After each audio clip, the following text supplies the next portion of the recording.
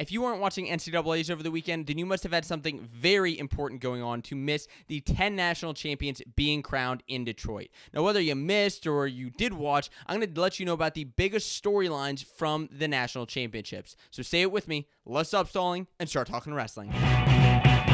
What's going on, wrestling fans? My name's Josiah, and welcome to Fanco Wrestling, your source for college wrestling news and discussion. And this is the final wrestling headlines of the season. We're back in the studio, back from Detroit. I'm excited to discuss with you all the largest storylines, as well as the NCAA awards that were handed out at the end of the tournament, the team scores, and so much more. And speaking of the awards, the NCAA gives out their awards, like the fastest pin, most pins, etc. Well, Fanco Wrestling gives out our own awards, like the outstanding wrestler of the year, the head coach of the year, the upset of the year, the match of the year, and more. And the best part about it, you don't necessarily get to say in the NCAA awards, but you do get a say in the Fanco Wrestling Awards. You can cast your vote down at the link in the description below. It'll take you right there. Voting is free, and you actually get a say in these, which is very, very cool. So let's talk about some wrestling headlines, but first, let me ask you a question. How many picks did you get right to win the national championships?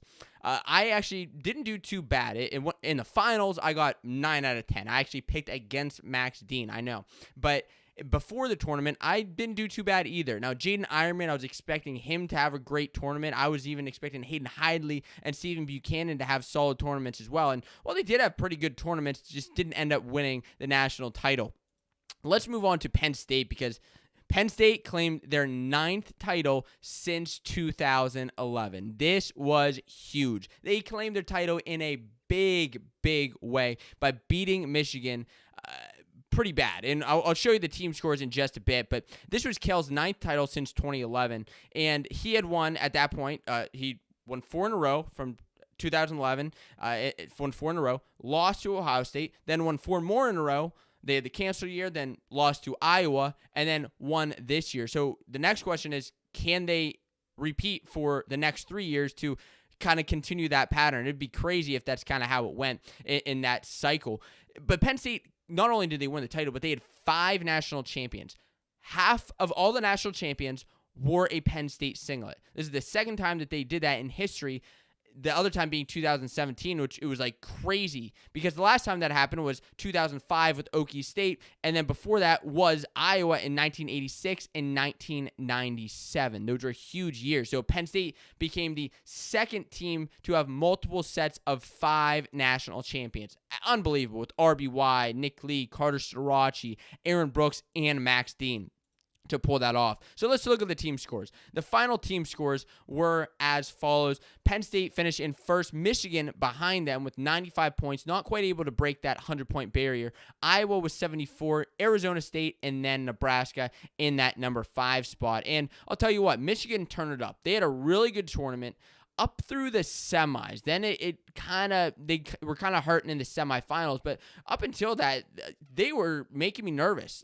It was a real race between Penn State and Michigan. And Iowa, on the other hand, Michigan was doing very well. Iowa, man, they had a tough Friday. They got beat up in the quarterfinals. They got beat up in the semifinals, and just weren't able to pull it together. Tom Brands had said after Friday that it was just a rough day. It was a rough day for him. There wasn't much more that you could say. He even said after the championships that he was jealous of Kale and Penn State and all their national champions. And I mean, what coach wouldn't be, right? A lot of schools are looking for one All-American, get a guy under the stand. Penn State had 5 of the national champions. It just blows my mind. And some of those Iowa guys, I felt bad for him.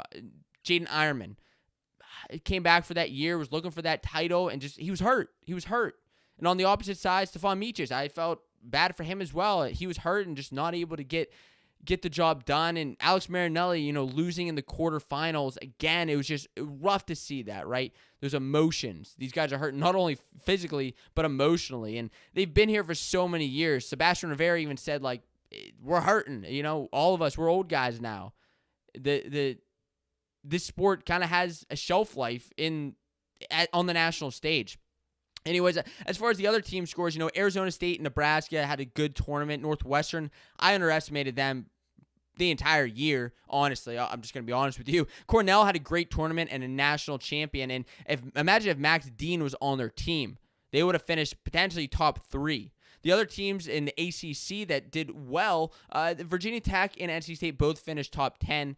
Virginia Tech actually finished above NC State despite the rest of the ACC season. And the Hiley Bros had great tournaments. Both of them lost in the semifinals, but man, it's been a joy watching them now that Hayden's career is over. And I do have a question for you, right? Because going to Mekhi Lewis in his national finals, one of the questions that came up were overtime rules, and this didn't only happen there, but happened in another ACC match with Cole Matthews and Keyshawn Clark, where it was overtime, and basically the ride out, whoever had more time in riding was declared the winner in overtime. Keyshawn was even confused; he didn't even know he won at first in the semis. So, would you want to see that rule changed, or is there another rule that you'd like to see changed going into next year? That was the only one that was like maybe blaring at me, and I wouldn't be angry if it wasn't changed, but I just received a lot of comments from fans and friends that thought maybe it should. The other big headline that happened over the weekend, there are a few more I want to get to. Yianni has claimed his 3rd NCAA title in a big way, right? After his semifinals, when he said he wrestled like a coward and that he needed to, it's confirmed, he said he needed to have some nuts on national TV. I still can't get over that. That's so funny. But he turned it up against Ridge. He did turn it up and beat Ridge Lovett in the finals by a pretty significant score, setting us up for potentially him and Spencer Lee to win their 4th national titles next year. Do you think Spencer Lee will come back next year, or do you think he's going to redshirt? And the other big storyline, perhaps the biggest, besides Penn State winning the national title, was Gable Steveson retires from wrestling. It was sad to see him leave his shoes out there on the mat. He had a great tournament, a great run.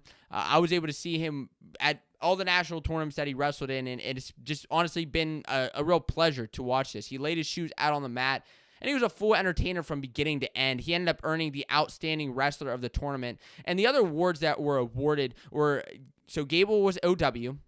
Wyatt Hendrickson won the Most Dominant Wrestler of the year, which is I like to see that. He had the most pins out of any other wrestler this year. I like that he was given an award for it. The Gorian Award, which was given most pins in the least amount of time, was given to Colton Schultz, another heavyweight. Heavyweights are just running away with this competition, these awards. Most pins was given to Wyatt Hendrickson.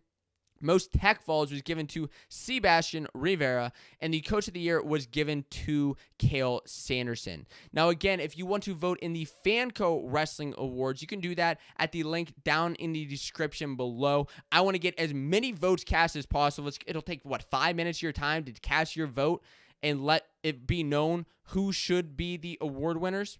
Again, you can do that down in the description below. It's been a heck of a season with wrestling headlines, and I'll talk to you soon.